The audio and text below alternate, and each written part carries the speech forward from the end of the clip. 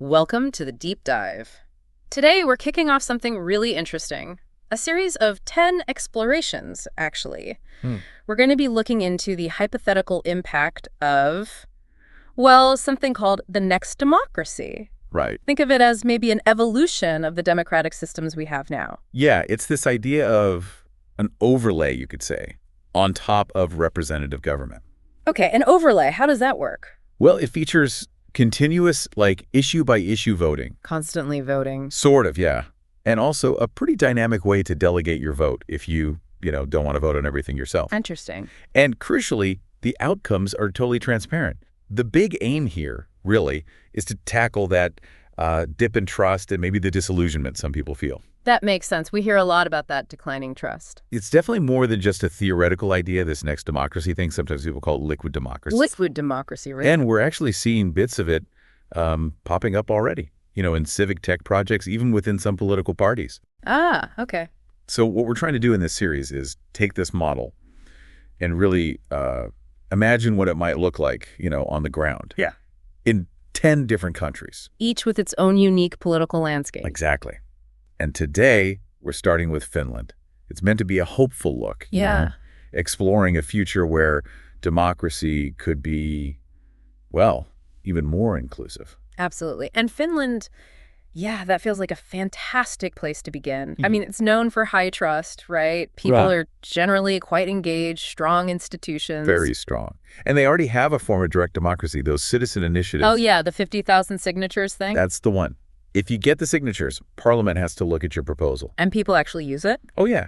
It's quite popular, especially with younger Finns. It's a way to participate between elections. Okay. Plus, you've got something like 94% internet penetration there.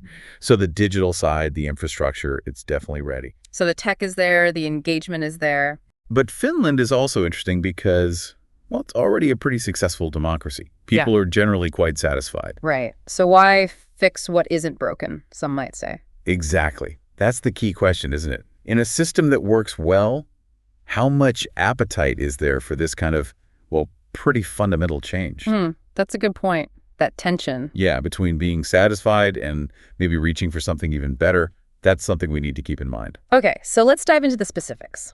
Let's imagine our first scenario. Let's do it. Picture this. A citizen activist in Helsinki.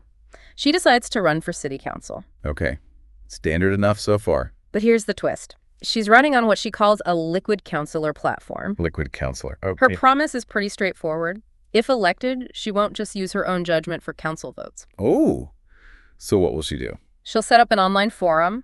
Her constituents can continuously vote on local stuff, zoning changes, maybe school budgets, things like that. And here's the kicker. She pledges to vote exactly how the majority on her platform votes. Wow. Okay. That's a direct link. What about that delegation part you mentioned? Right. That's the other piece, the really innovative bit, maybe. Yeah. It's not just direct voting. Constituents can choose to delegate their vote, give it to someone else they trust. Like who? Could be the candidate herself, if they trust her expertise on a topic. Or maybe, a neighbor who's an expert on urban planning for zoning issues. I see. So you can vote yourself or you can pick a proxy. Exactly. That mix of direct and delegated voting, that's really the core of this next democracy idea. And this candidate, she's leveraging Finland's digital strengths, right? How so? She's proposing people use their secure national EID to log in, the one they already use for government stuff. Ah, okay. So that handles the who is who problem. Pretty much. Her whole campaign is built around this transparency, this constant citizen input. Bringing people closer to decisions. Yeah. And she's even pointing to things that have worked before in Finland, like, remember that crowdsourced law reform back in 2013? Vaguely, yes. It showed citizens can contribute constructively. Exactly. She's using that as proof of concept. Okay, but hold on. How do you stop people just making snap judgments online? Complex issues need thought. Good question. It seems her campaign's thought about that, too. They're stressing the need for, plain language explanations of the issues. Making it understandable. Yeah, and setting up online forums before any vote, specifically for discussion and deliberation. So trying to encourage informed choices, not just knee-jerk reactions. That seems to be the plan. Now let's switch gears slightly. A parallel scenario. Okay. This time, it's someone already in the system, an incumbent. Imagine a member of parliament, say, from the Green League. Right, an MP. She decides to pilot this same kind of model, but for her work in the national parliament. For actual legislation. Yeah. She announces, maybe midway through her term, that for the next year, she's going to run a continuous online polling system just for her registered constituents. On every bill. On every single bill that comes up. Climate policy, EU stuff, whatever it is. And she commits to voting how they vote. According to the majority view of her constituents who participate online. Yes. Wow, that's radical transparency, all right. Yeah. Especially within a parliamentary system. Mm-hmm. And again, she's planning a secure website using the national ID for verification. Same mechanism. Right. And the same choice. Vote directly or delegate your vote. Maybe to that climate scientist we talked about for an environmental bill. So similar mechanics, but at the national legislative level. Exactly. And she's framing it as, an experiment, enhancing responsiveness, openness, things that already resonate in Finland. Playing to existing values. Right. And her staff would be crucial. They'd need to pump out those clear summaries of the bills. A lot of work there. Definitely. And hold regular town halls, both online and, face-to-face, to get people talking, answer questions. Okay, but what about party discipline? That's a huge thing in parliamentary systems. You can't just vote however your constituents want on every single issue, can you? Ah, good point. And apparently there aren't explicit rules against this kind of consultation. But the party whip.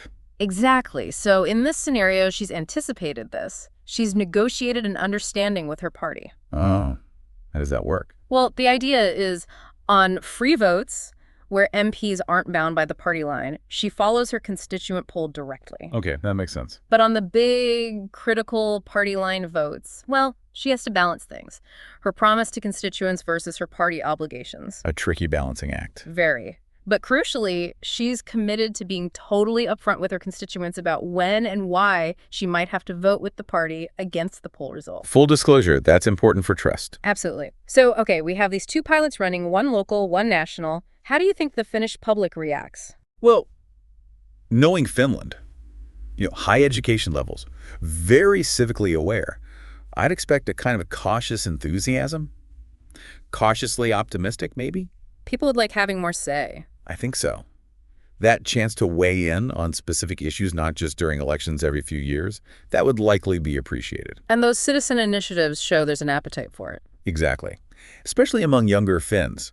It suggests people do want these kinds of channels for participation. So potentially positive media coverage, Finland pioneers everyday voting, that sort of thing. Could be. Headlines like that are easy to imagine. Yeah. From e-voting to everyday voting, maybe. Yeah. But, the Finnish media is also pretty critical. Yeah. They wouldn't just cheerlead. They ask tough questions. Definitely. Like, who is actually voting online? Is it just a vocal minority? Can you really decide complex policies this way? And what about experts, political scientists? You'd probably hear warnings from them, maybe from the University of Helsinki or somewhere.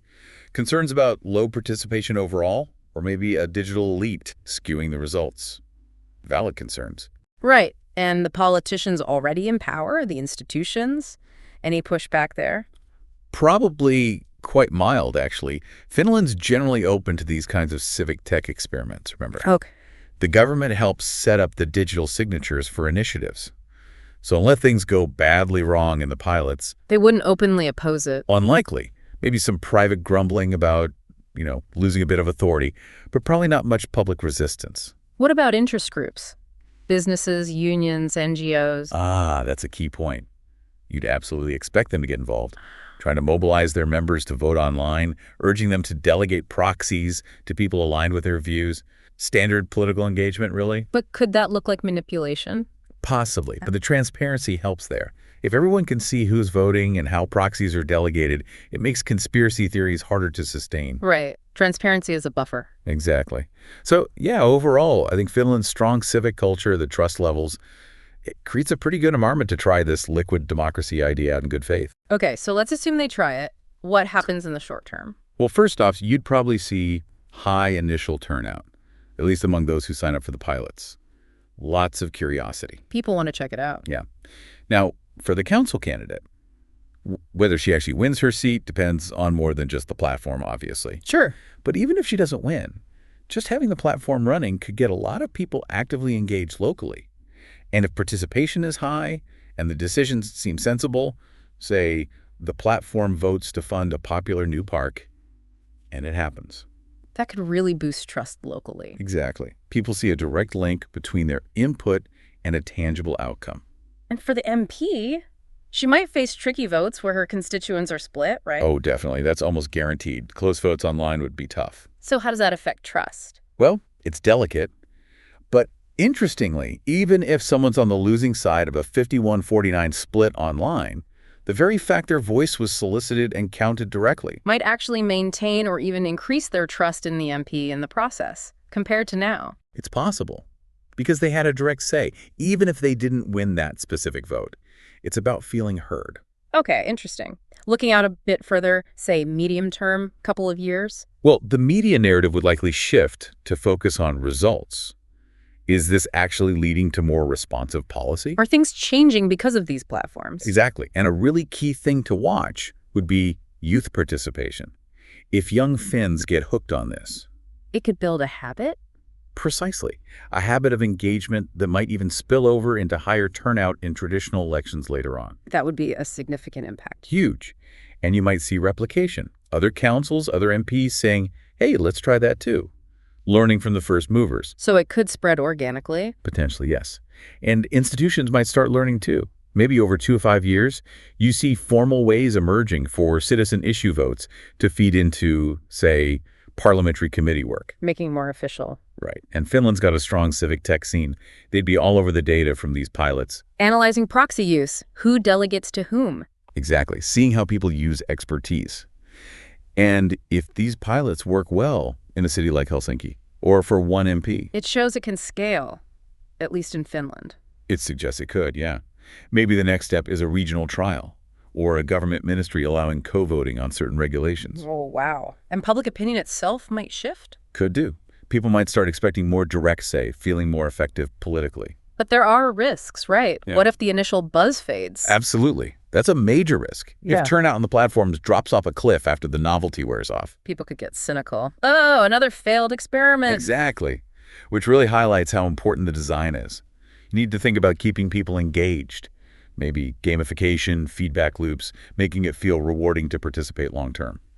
Okay, so taking all that potential and the risks, what are the chances this actually gets adopted more widely in Finland? And could it influence other countries? Within Finland, I'd say the odds are reasonably high if the pilots go well. Based on that evidence-based culture. Yes.